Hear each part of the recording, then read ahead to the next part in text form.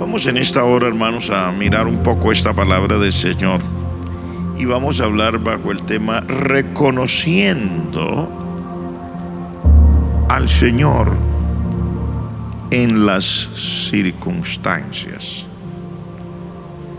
Para el líder, el que quiera servir al Señor con honestidad, con transparencia, con pulcritud cristiana, esto es muy importante. Es asombroso mirar en la Escritura la cantidad de veces que el Señor estaba en un lugar o con personas y la gente no lo reconocía. Y digo esto porque para nosotros es importantísimo poder guiar a las personas. Recuerden que nadie en términos de sabiduría humana sabe exactamente las circunstancias por las que va a atravesar. Estoy hablando a los que somos líderes o que pensamos que en el futuro Dios puede ayudarnos, usarnos en el liderazgo. Nadie sabe realmente las circunstancias por las que va a atravesar. Nadie sabe si va a atravesar circunstancias que son pletóricas, llenas de mucha felicidad, o si en algún momento va a enfrentar circunstancias que sean contradictorias. Tampoco sabe exactamente cómo va a encontrar la obra o lo que Dios está haciendo. ¿Sabe usted que una de las cosas que más me llama la atención está en el libro de Eclesiastés? Y permítame, porque el Señor lo trae ahora a mi memoria mientras estoy iniciando esta parte de la Escritura, y si lo logro leer al pie de la letra, si no, por lo menos se lo voy a parafrasear. Pero la palabra del Señor dice: como tú no sabes cómo crecen los huesos en el vientre de la mujer. Eclesiastés 11, verso 5. Como tú no sabes cuál es el camino del viento, o cómo crecen los huesos en el vientre de la mujer que está encinta, así ignoras la obra de Dios, el cual hace todas las cosas. Asombroso, porque nosotros encontramos que podríamos estar en un problema tratando de liderar a las personas en el camino de Dios, y como líderes no reconocer que es el Señor el que estuviera en una determinada circunstancia, o que es el Señor el que está haciendo una determinada cosa. Me llama la atención porque en este pasaje, aquí en el Evangelio de San Lucas, dice: el Señor estaba echando fuera un demonio. Ese demonio era mudo, lo echó. Pero algunos entre la gente, porque la gente se maravilló, pero algunos entre la gente decían: por Belcebú, príncipe de los demonios, echa fuera a los demonios. O sea, era tan categórico lo que el Señor acaba de hacer. La obra del Señor es tan extraordinaria, tan cortante, tan sin lugar a dudas, que para ellos, los que estaban allí, se hace asombroso y no pueden creer.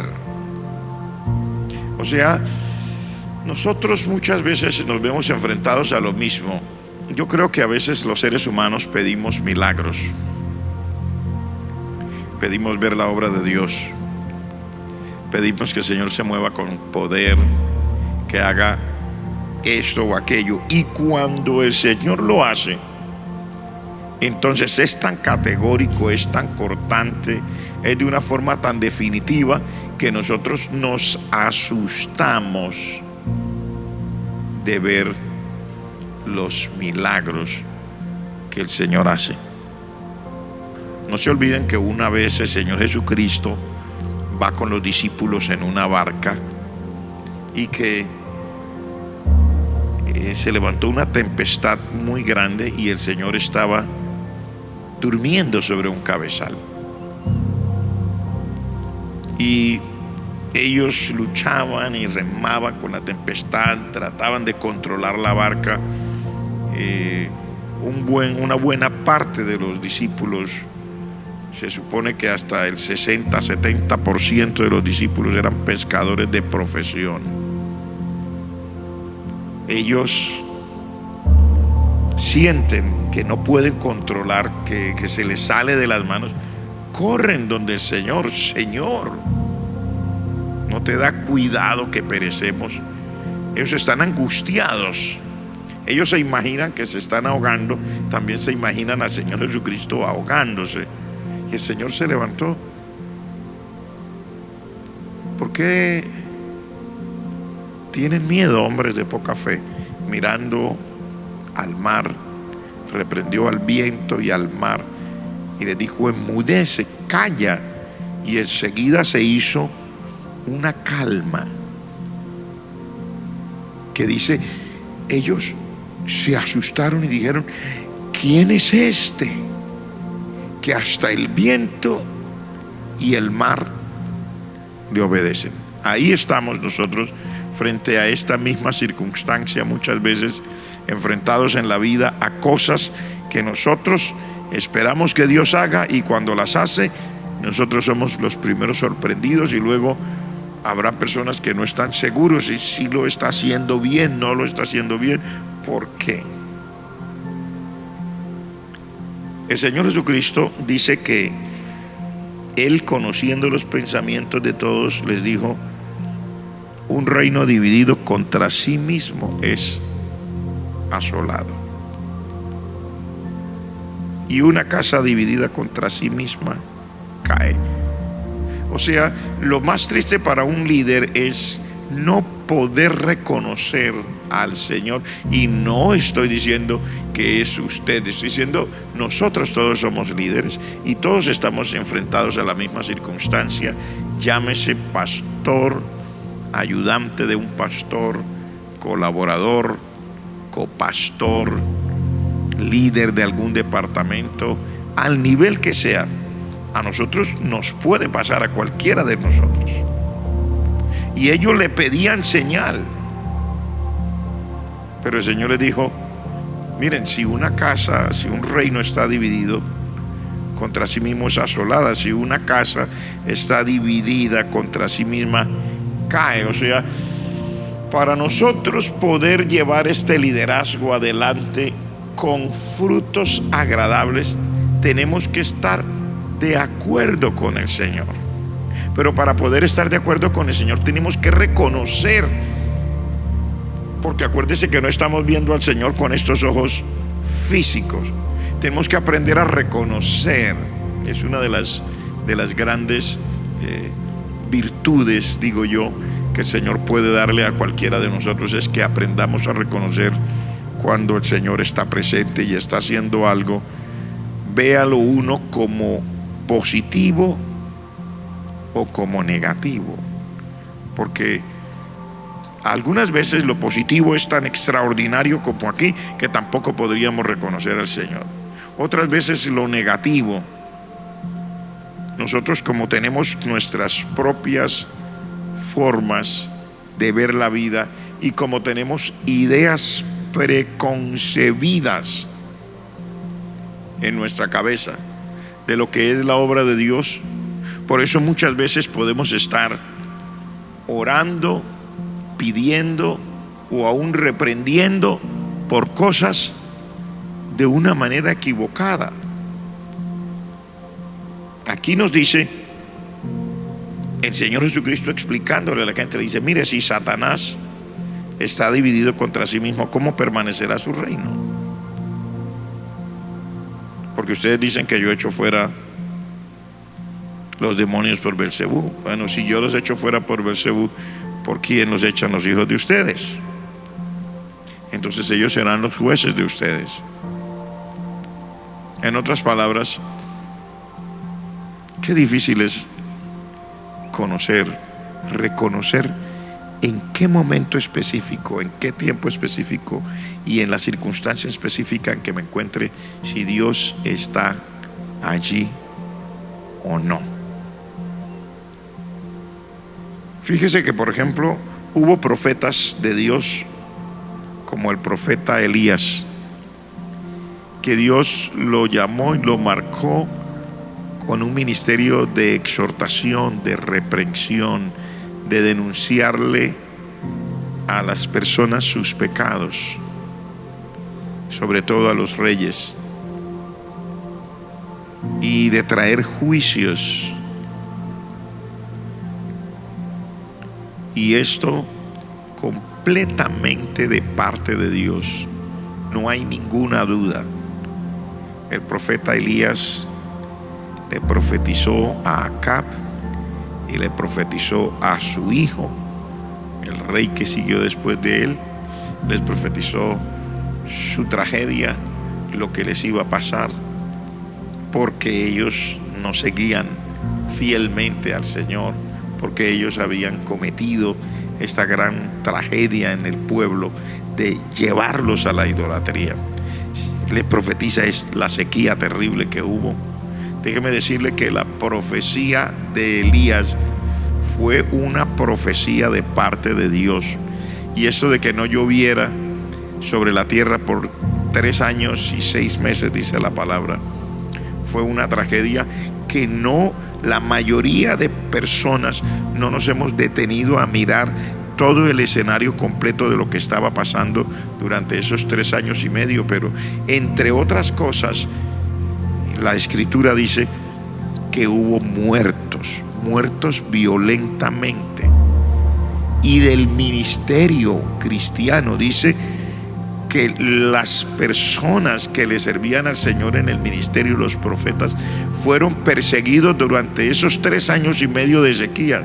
Yo quiero que usted lo compagine, porque a veces nosotros nos imaginamos que fue solo la sequía y la gente esperando a que pasara la sequía. No, la escritura dice, léalo y usted encontrará que Jezabel, que era la primera dama, por decirlo de alguna forma, la primera dama de la nación, Jezabel, la esposa del rey Acab, en medio de su furia por lo que estaba pasando, mandó matar a todos los profetas de Dios.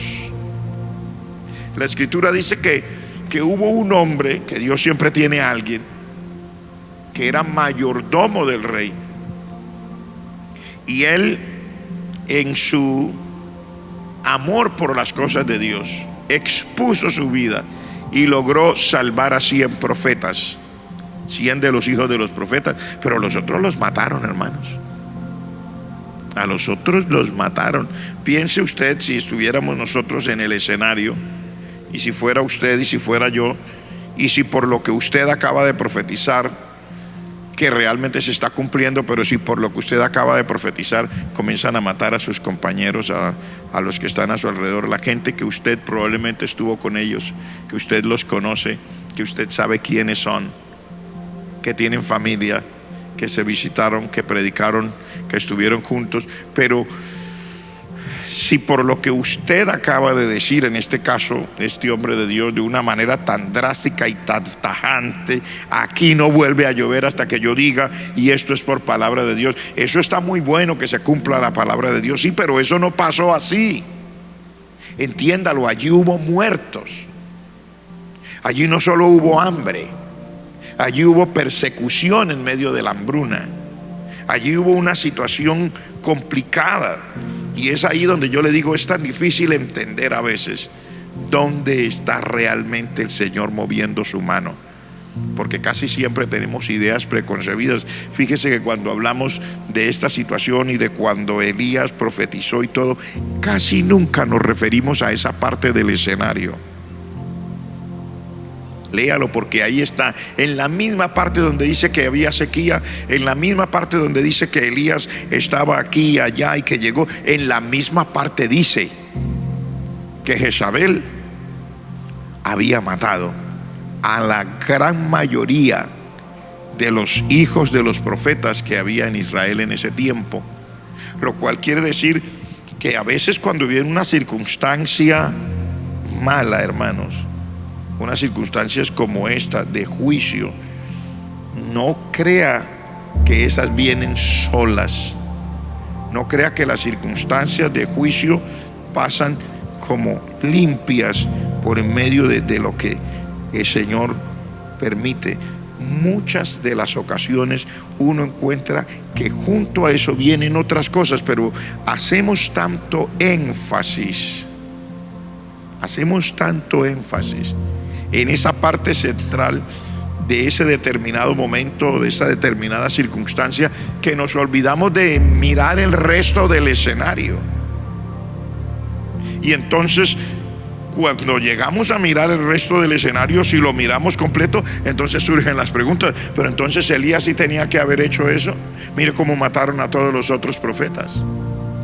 Es más, Elías creía que los había matado a todos, o por lo menos en su depresión, cuando él ya había pasado por todo lo que pasó, hizo las profecías, oró, volvió a llover sobre la tierra, cuando ya Dios probó que él era Dios, etcétera. Estaba cansado y estaba agotado, y en medio de su depresión él dice: han matado a espada a todos tus profetas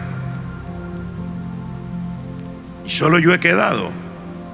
O sea, es fácil a veces mirar y leer y explicar una parte de la escritura y ver una circunstancia desde la óptica que yo quiero, sin mirar el resto del panorama que la palabra de Dios nos muestra. Y es allí donde yo le digo que es importante para nosotros, porque algunas veces podríamos estar orando por cosas, ya sea que queremos que pasen positivas, que no van a pasar, porque creemos que esa es la voluntad de Dios, que pasen cosas positivas.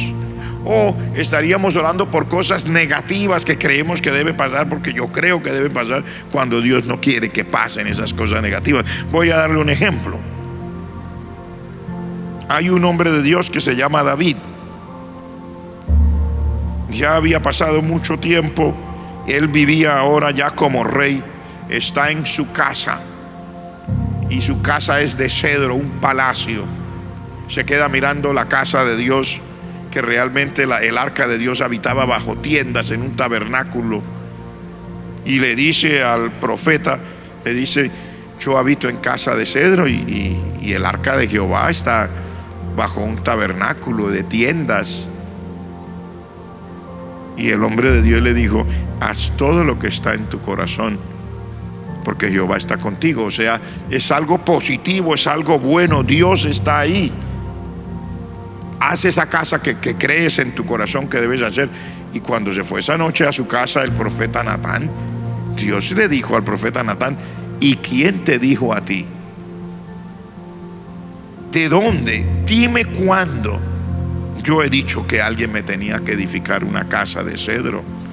Ve y dile a David que no me edificará una casa de cedro él a mí, que yo no necesito que él haga. Mire que era positivo. Pero Dios le dice: no, así no es que yo lo quiero hacer. Habrá un hijo tuyo que él será el que me edifique la casa que tú has soñado. Entonces mire usted que en unas cosas positivas que se está orando, que se está anhelando, que uno quiere que suceda, y Dios no está en eso que es positivo, que uno quiere que suceda, pero Dios no está ahí. Ahora miremos un ejemplo de algo negativo y usted verá que también pasa igual. Por ejemplo, Dios le dice a Jonás: vete y profetiza contra Nínive. Y Jonás sale huyendo. Todos sabemos la historia de Jonás.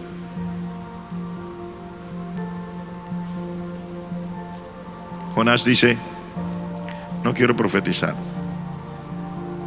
En fin, ya usted sabe, se va huyendo, termina en una tempestad, luego va a dar al vientre de un gran pez, luego Dios hace que el pez lo arroje en tierra y le dice: ve a Nínive. Y él va y le profetiza a Nínive. ¿Qué era lo que Jonás esperaba? Que eso negativo que los ninivitas, de acuerdo a su cabecita, los ninivitas necesitaban experimentar ese escarmiento y necesitaban que Dios destruyera esa ciudad. Y él después de profetizar, se estuvo en un lugar esperando que eso pasara.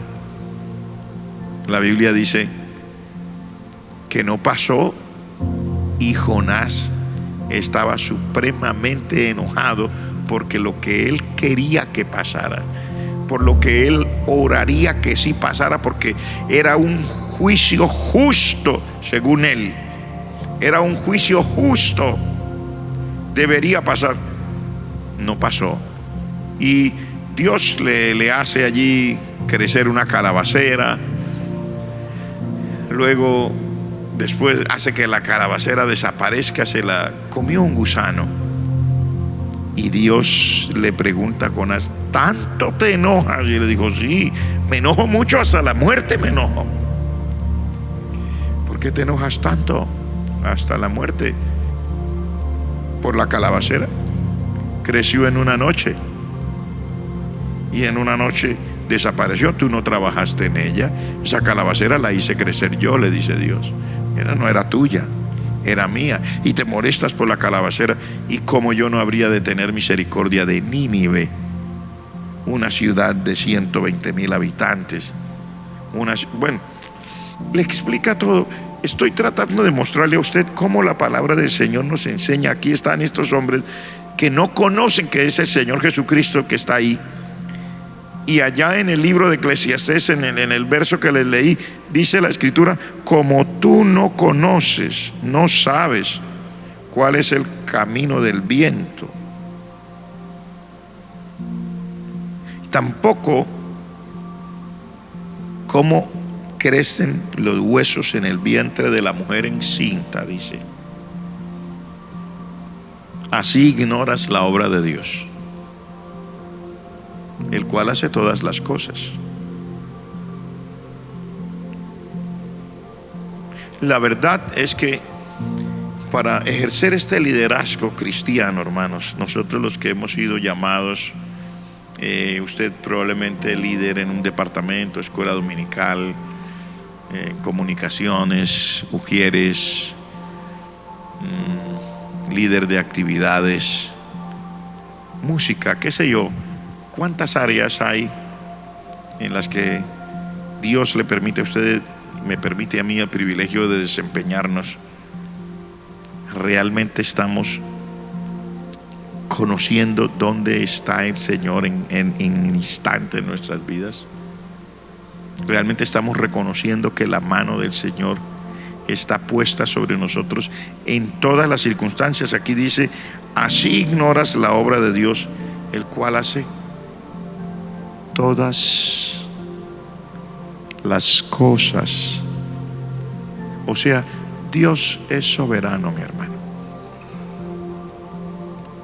Dios es soberano. Si nosotros vamos a servir al Señor, y si vamos a ser útiles, y si queremos de alguna manera ser de ayuda, digo de alguna manera porque nunca seremos lo suficiente. Todo lo que se necesita es difícil, somos humanos, tenemos tantas limitaciones, tantas, cometemos tantos errores. Entre más pasan los años, más reconoce uno que está aquí por la pura misericordia de Dios, ejerciendo cualquier servicio para el Señor. Es la pura misericordia de Dios.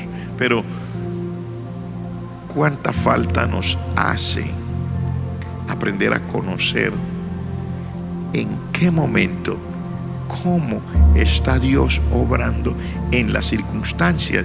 Es que es trascendental para nosotros reconocer la soberanía de Dios.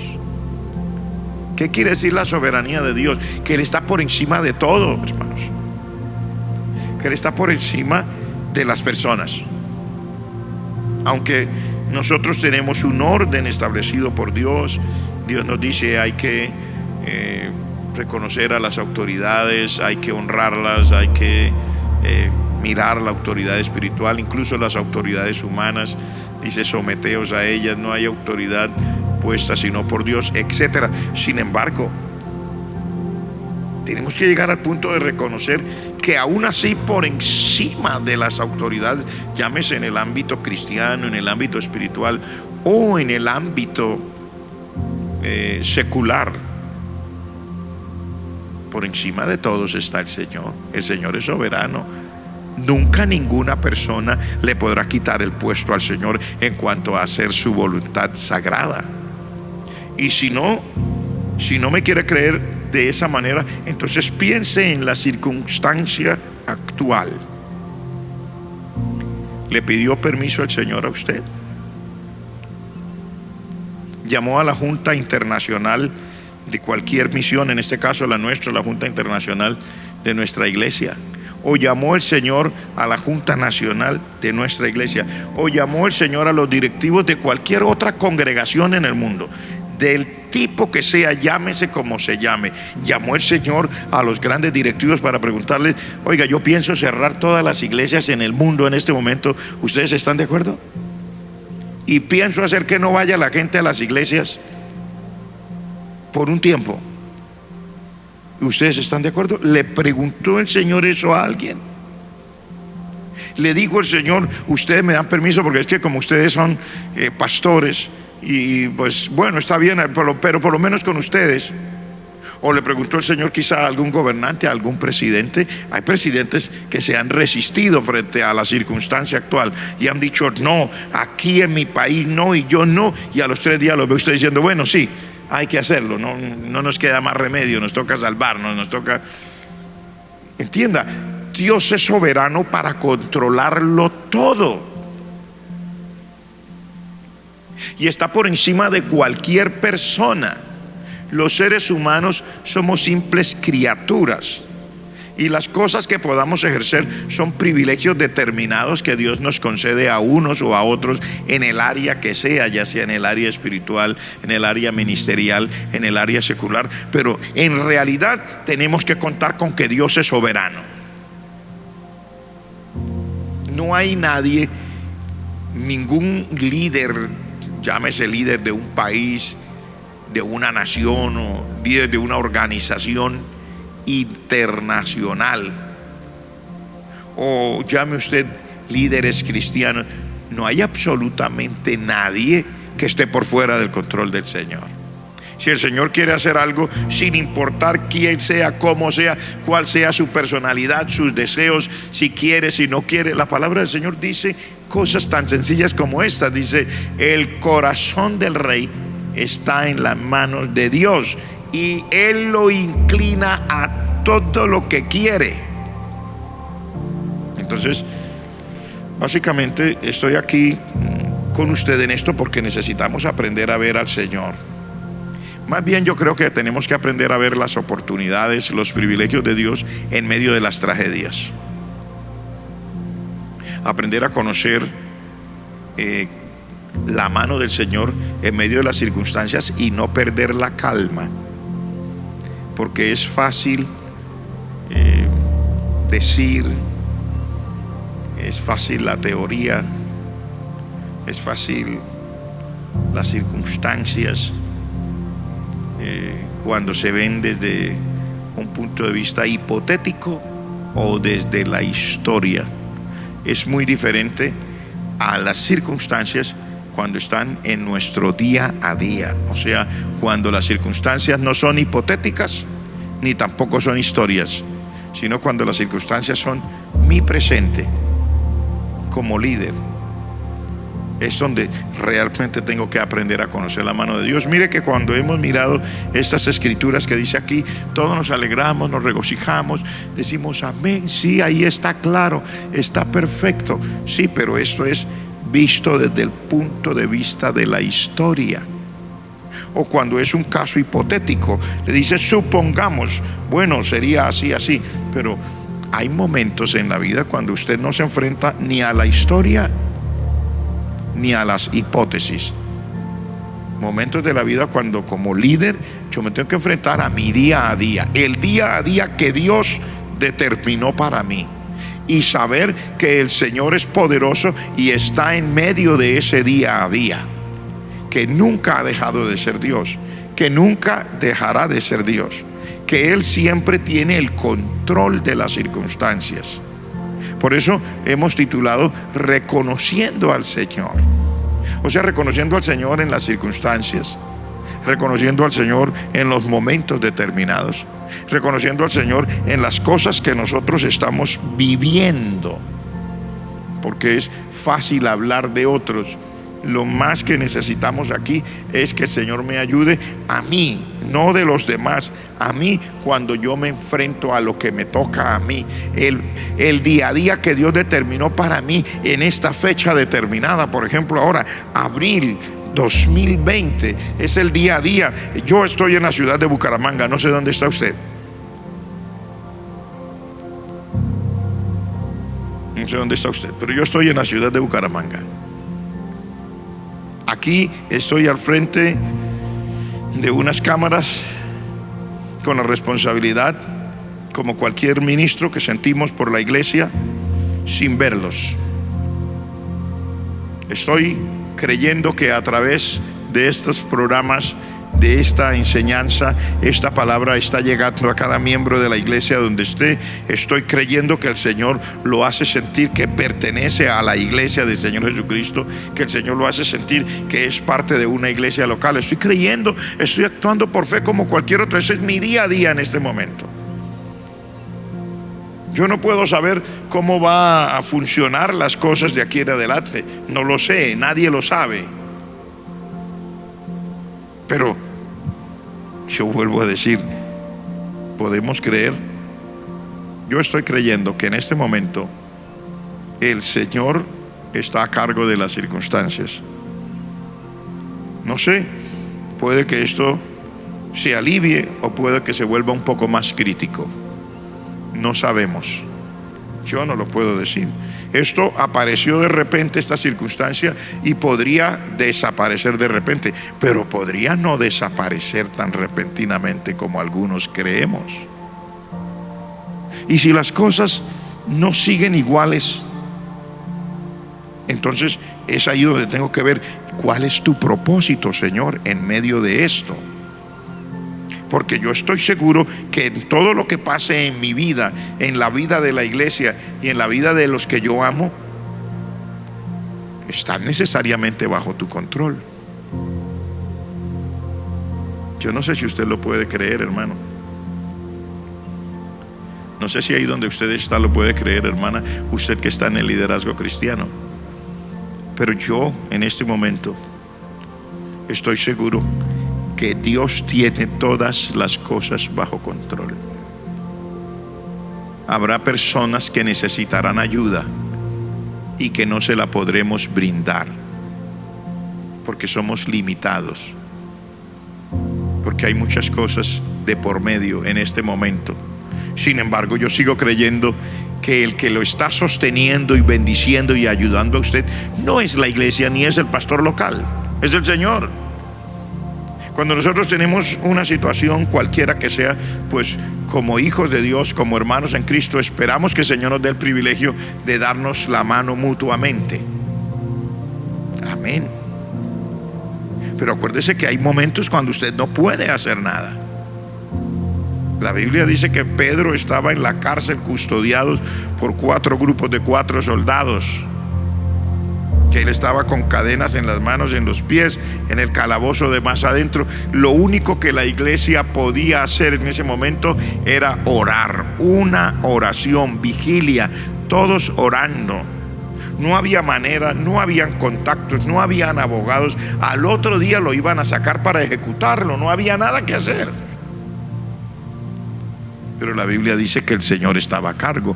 Esa noche, mientras todo esto sucedía y Pedro estaba dormido, era medianoche, un ángel del Señor se apareció en la cárcel, sacó a Pedro. Entonces, ¿qué nos está enseñando el Señor a nosotros y a nosotros como líderes? El permitirnos pasar por crisis, por momentos en que se ven las cosas oscuras. El Señor está realmente fortaleciendo nuestra fe, fortaleciendo nuestro carácter, haciéndonos el Señor un examen para saber si lo que decimos es cierto, si sí tenemos esa fe, si sí tenemos esa confianza, si sí estamos seguros, si realmente lo que hacemos lo hacemos porque el Señor me llamó y estoy dispuesto a seguir adelante con lo que Dios me llamó, o cuando llega un momento así me doy cuenta que todavía estoy en una situación donde debo pedir al Señor: ayúdame a reconocer tu soberanía y tu poder en medio de las circunstancias.